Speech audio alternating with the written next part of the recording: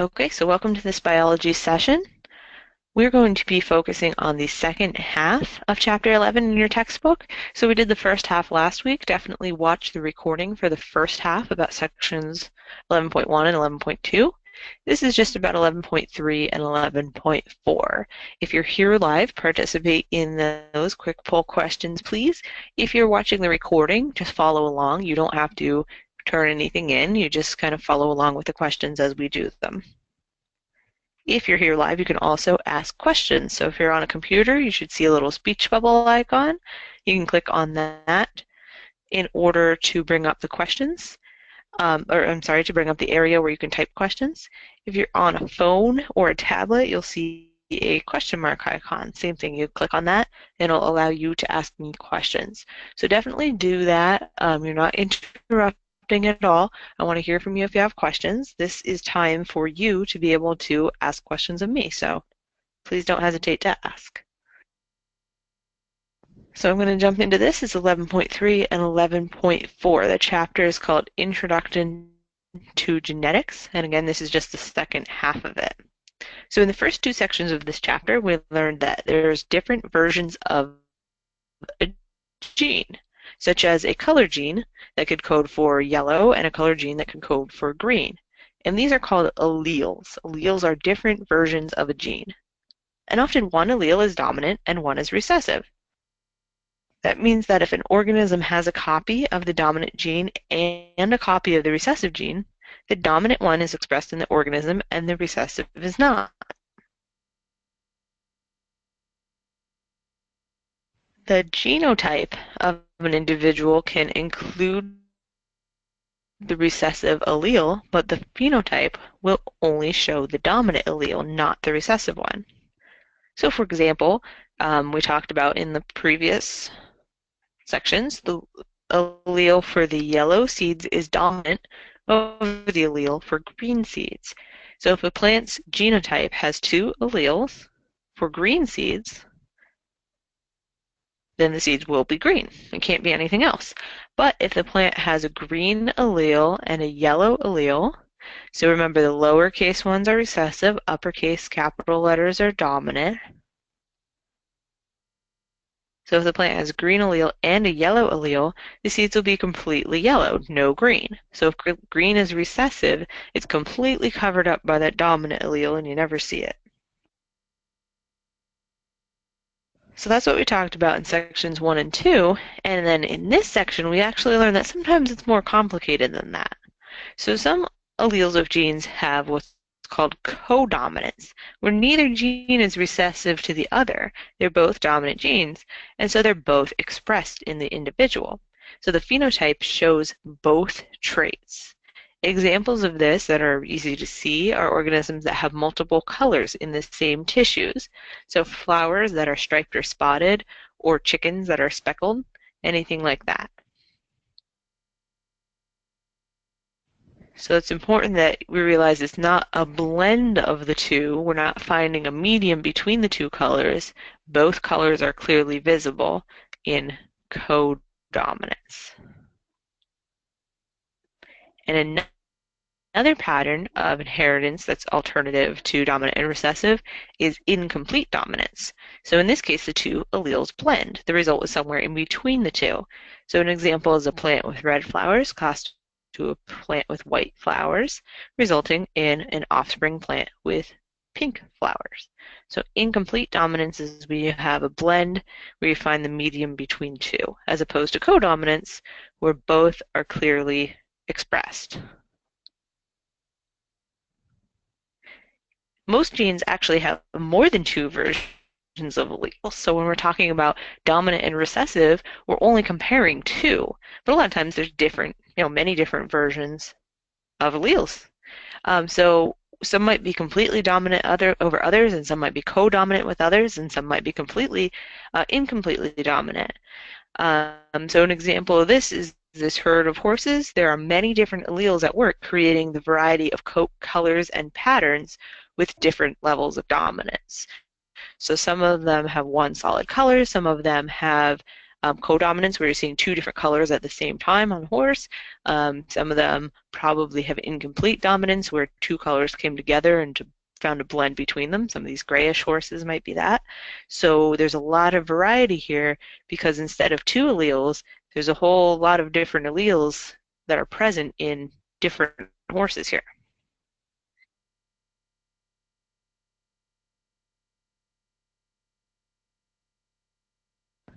Then there are also many traits that are affected by more than one gene. These are called polygenic traits, and polygenic traits are more complex because in each individual there are several genes working together to determine the phenotype. And these may all have multiple alleles that affect them. Human hair color, eye color, and skin color are all polygenic traits. These are going to be traits that show a wide range of phenotypes because there is more than one gene that can be turned on and off or found in the dominant and recessive versions of it so that there's more than one gene controlling what is actually expressed.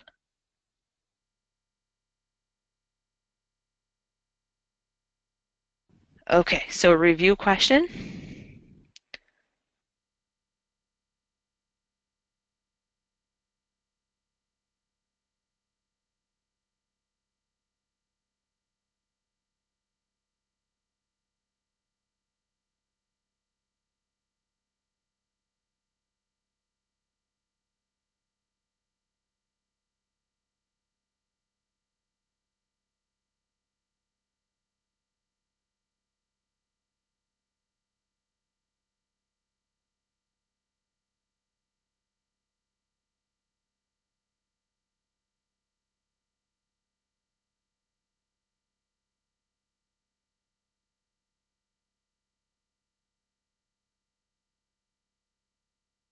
So you should see a poll on your screen now asking which is the correct answer. If a mom with very curly hair and a dad with very straight hair may have a child with wavy hair. This is an example of what? Codominance, incomplete dominance, or recessive genes.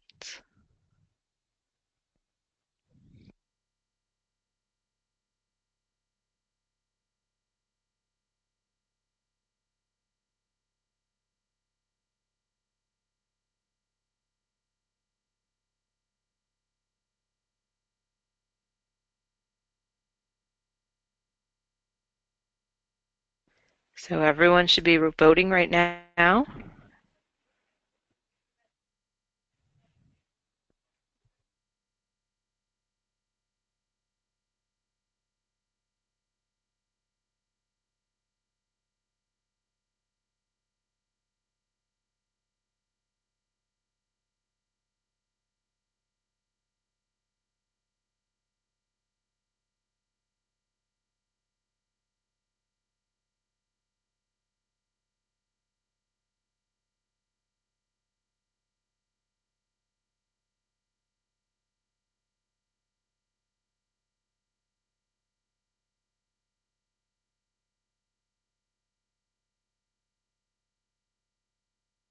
Okay, almost everyone voted, so we're gonna call that done.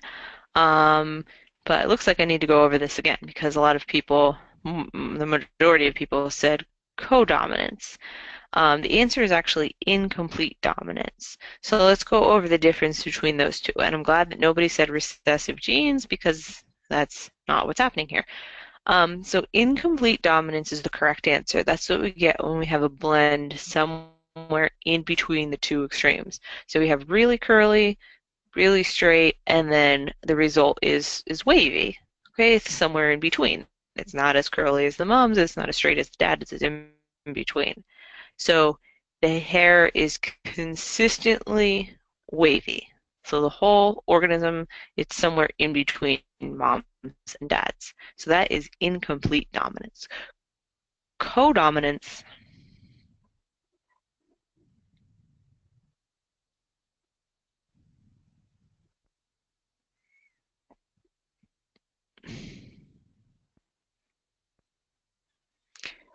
codominance is when both of them are fully expressed kind of different parts of the same tissues. So for this to be codominance, it would be really weird. You'd have to have um, a child that had like part of her head had really curly hair and part of her head had perfectly straight hair, and that'd be kind of crazy.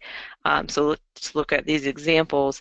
Remember, incomplete dominance is a blend between the two. So in between red and white, we have pink. It's not as strong of a red, it's not as pale as a white, it's pink. That's incomplete. Codominance is when you see both of them very clearly in the same tissue. So spots, stripes, patterns like that where you're seeing both of them. So this chicken isn't gray, this chicken is white and black. Okay, you see both colors clearly. This flower is bright pink or maybe red and white. It's not like a pale pink that's a blend between the two of them. So it's really bright and really white. You're seeing both of them together. So codominance does not blend the two. It shows both of them in a pattern, as incomplete dominance blends the two and finds a happy medium in between them. So this example here, where you have really curly plus really straight, gives you kind of wavy. That's the blend. That's where it's in between the two. And that's incomplete dominance. Okay, but that's why we do these poll questions, to make sure that I didn't explain something poorly, so hopefully you've got it now. We do have one more review for this section. Traits that are controlled by more than one gene to have a wide range of phenotypes. And the example shown here is height. So people that are really short, people that are really tall, and people that are in between, all different heights. So what type will give you a wide range of phenotypes because it's controlled by more than one gene? So here comes another poll.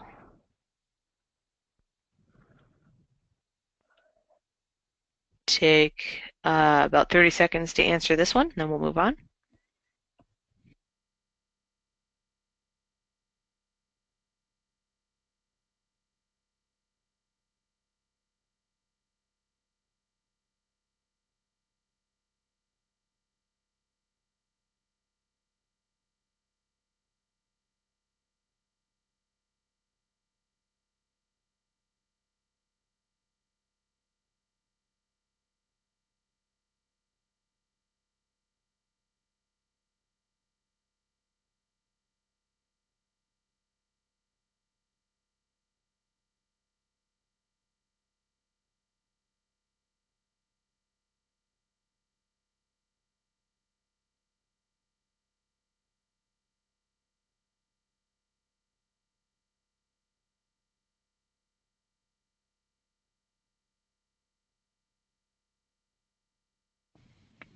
Okay, so it looks like a good percentage of people voted, not everybody.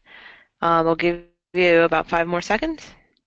Oh, awesome. All right, the last ones came in. Cool. Thank you, everyone. All right, so everybody voted. Very cool. And most people got the right answer, so that's great. So 67% of you said polygenic traits, which is correct. So controlled by more than one gene. Poly, that prefix means many, and genic is genes, so many genes. It's not codominant because that would show only like two extremes. You'd either well, there'd be no way to do that with height because codominant would be like just tall and short and there's nothing in between. It would have to show both at once and that can't happen. Um, and recessive traits is not this either. Recessive traits is there's one or the other, so it's not that. So definitely this one is controlled by one gene, more than one gene. It's polygenic. Okay, on to the next section, section 4. All of the genetic information for an organism is coded in the structure of a giant DNA molecule. And then your DNA is packaged into threads called chromosomes for easy handling. So your DNA is just kind of a big tangled mess. It's just one really, really big molecule.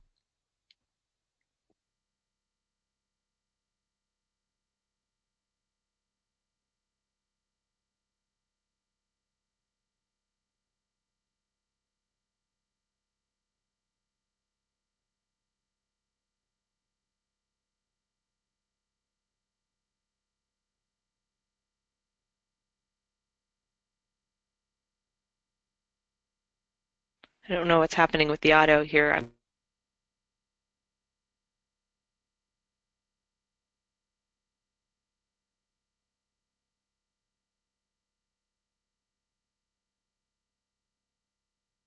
So it needs to make sure that it's broken up to be more easy. So your DNA is packaged into chromosomes. So they're just threads of DNA that get all bundled together, and then your cells can easily divide those chromosomes. In an organism's body, most cells have two complete copies of DNA, making two sets of chromosomes. So the matched up pairs are colored here.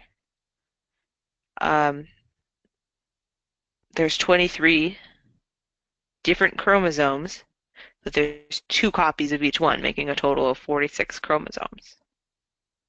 One set was inherited from the organism's mom and one set from the dad. So that's why there's two copies of each chromosome. There's a copy from mom and a copy from dad. Chromosomes that have the same sets of genes on them but came from different parents are called homologous chromosomes. For example, this pair that's circled, those are homologous chromosomes. They may have genes that code for eye color, and they're homologous because they've got the same genes that code for the same thing on them, even if they're different alleles. So if one codes for brown eyes and one codes for green eyes, they're different alleles, but the chromosomes are homologous because they're still, this is the place where eye color is housed. Okay, that's the gene that controls eye color is on that chromosome. Another example, maybe this pair of chromosomes might have a gene that controls blood type. So they are homologous, even if the chromosome, they are homologous even if the organism inherited type A from dad and blood type B from mom.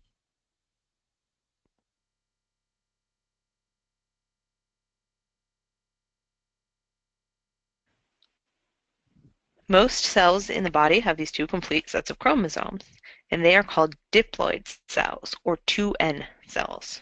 However, in order to reproduce sexually and have the offspring end up with the right number of chromosomes, the homologous chromosomes have to split apart or segregate when the eggs and sperm are formed. The eggs and sperm cells that only have one set of chromosomes are called haploid cells or 1N cells.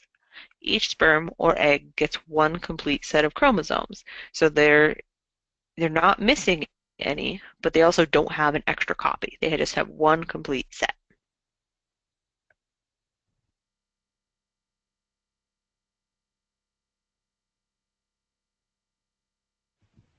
So before we go any further, I really want to drill these two terms into your head. So haploid cells are cells with one set of chromosomes. They're called 1N, and in animals, only the egg and sperm cells are haploid. In many plants, there's actually a phase in which there's a whole haploid body. But if we think about animals, just the egg and sperm cells. Then we have diploid. Diploid means there's two sets of chromosomes. Diploid cells are 2N, and they are all the other cells in the animal's body besides the egg and sperm. Okay, so your muscle cells, your bone cells, your skin cells, all of those are diploid. They have two sets of chromosomes. They only get split up to become haploid in those reproductive cells, the egg and sperm cells.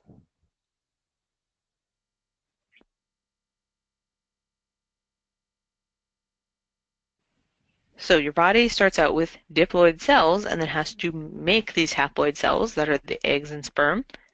So the process of making haploid cells is called meiosis. Meiosis starts with a normal cell in interphase, which is the phase of the cell cycle where the cell is just doing normal cell stuff. The DNA replicates so that the cell temporarily has four copies of its DNA.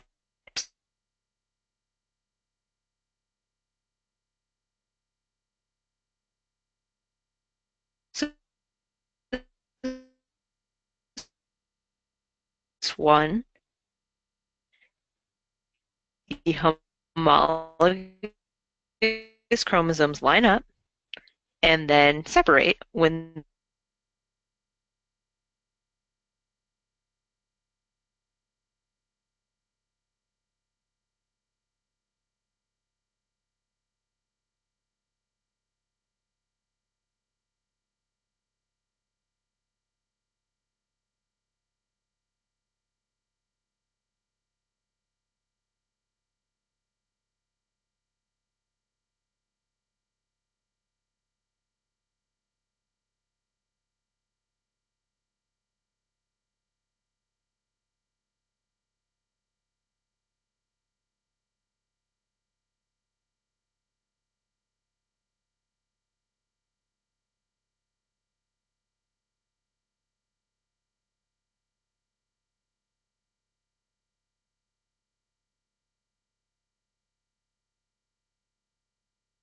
Okay, sorry about that, everyone. It keeps losing wireless connection.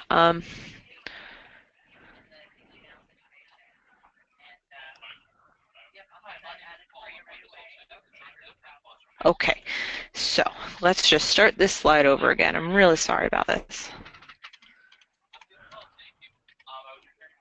Okay. The process of making the haploid cells is called meiosis. Meiosis starts with a normal cell in interphase, which is the phase of the cell cycle where the cell's just doing normal cell stuff. But the DNA then replicates so that the cell temporarily has 4 copies of DNA. The first part of meiosis is called meiosis 1. In meiosis 1, the homologous chromosomes line up, and then they separate when the cell divides. And there are now 2 daughter cells, each of which have 2 sets of DNA. In meiosis 2, which is kind of the second half of it, each of those cells divides again, creating 4 daughter cells, each of which only has 1 set of DNA. So all 4 of those daughter cells are haploids. And basically each one of these daughter cells will become either an egg or a sperm, depending on whether this is from a male or female organism.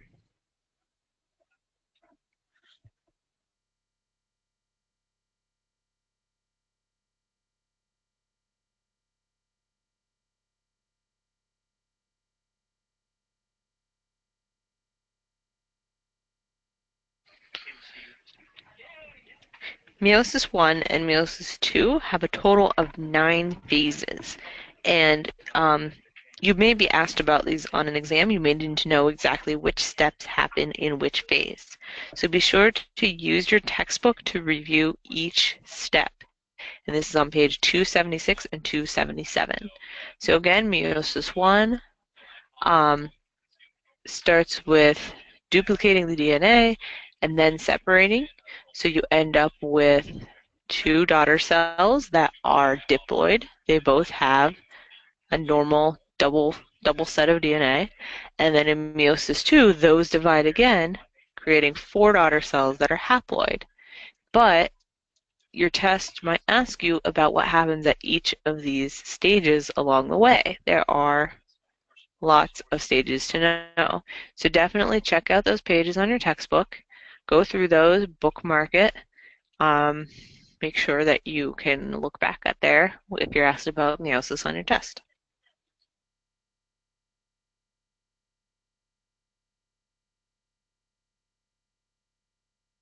So remember that sexual reproduction involves an egg being fertilized by a sperm cell, and each of these cells is haploid. They only have 1 copy of DNA. So these are the daughter cells from that meiosis, where we ended up with 4 daughter cells that each only had a single copy of DNA. That's what we're looking at now. So they've each only got 1 copy of DNA, but the egg and sperm come together. Fertilization joins them into what's called a zygote, which has both copies of DNA. So now it's diploid. It has 2 copies, diploid. Then the zygote just begins normal cell division, and the body of the new offspring begins growing with diploid cells.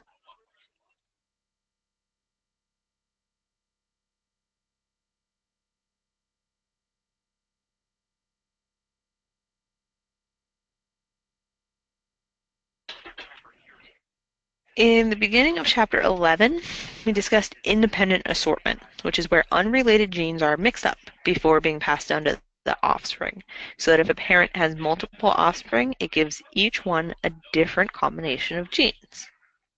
However, you've now learned that DNA is packaged into chromosomes for reproduction, not just individual genes.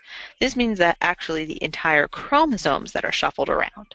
So genes that are on the same chromosome get passed down together, even if they're for unrelated traits. And we call these linked genes.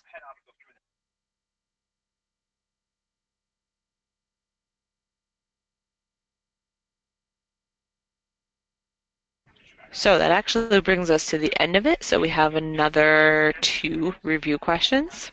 So first one, which of the following is true about haploid cells? So we've talked about haploid and diploid. So haploid cells, they have two copies of each chromosome. Most cells in the body are haploid. They're labeled 3N, or they are produced in meiosis II. So I will launch this poll. Okay, you now have about 30 seconds to think about it and submit an answer. Only one of these is true about haploid cells. Which is it?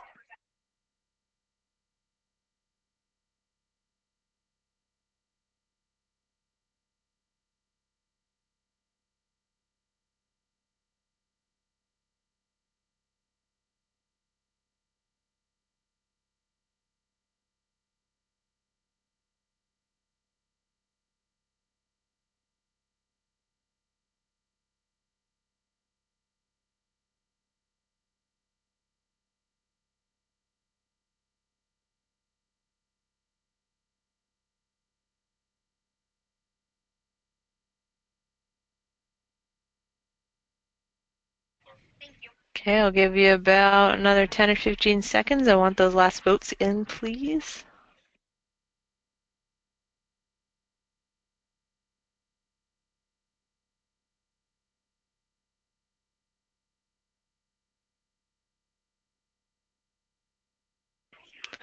Okay, so it looks like most people voted, thanks, and majority of people got it right. So let's look at the answers. So haploid cells, not diploid, haploid. Um, so first one, no, they do not have two copies of each chromosome. Haploid only has one copy of each chromosome. It's the diploid that have two. Second option, most cells in the body are haploid. It is also not true. It's only the egg and sperm cells. So remember, all of the other cells in your body have two copies of DNA. They are diploid. It's just those reproductive cells that are haploid. They're labeled 3N. Nobody guessed that one. That's good. They're labeled 1N. And the last one is correct. They are produced in meiosis II. So let me go back to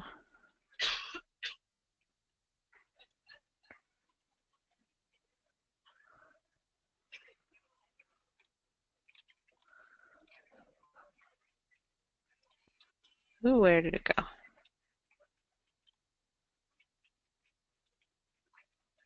There we go. Um, okay, I just wanted to go back here so that we could go over this again. So haploid only has one set of chromosomes. Okay, so in this example, there's only one little chromosome there. They're abbreviated 1N, and it's only the egg and sperm cells in animals that are haploid. So plants are different, but with animals, it's just those reproductive cells. Diploid is the one that has two sets of chromosomes, so each cell has two copies of each chromosome. It's 2N, and that's all your other cells. So again, all your muscles and bones and skin and organs, it's all 2N.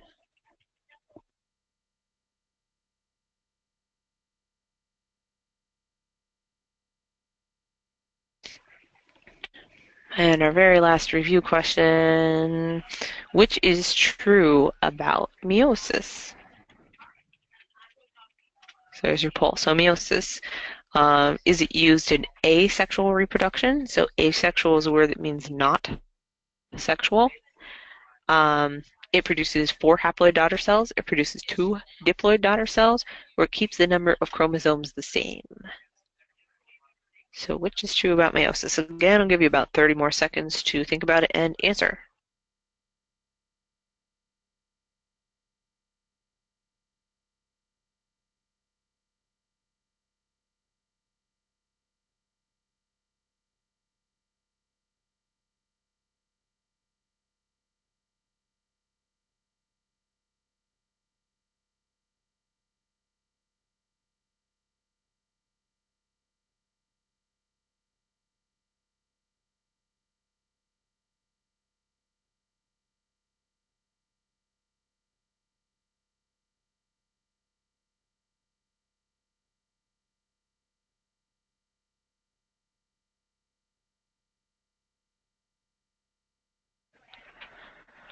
Okay, so a lot of you voted, not everybody, but we're gonna Oh, thank you, whoever voted last. Thank you.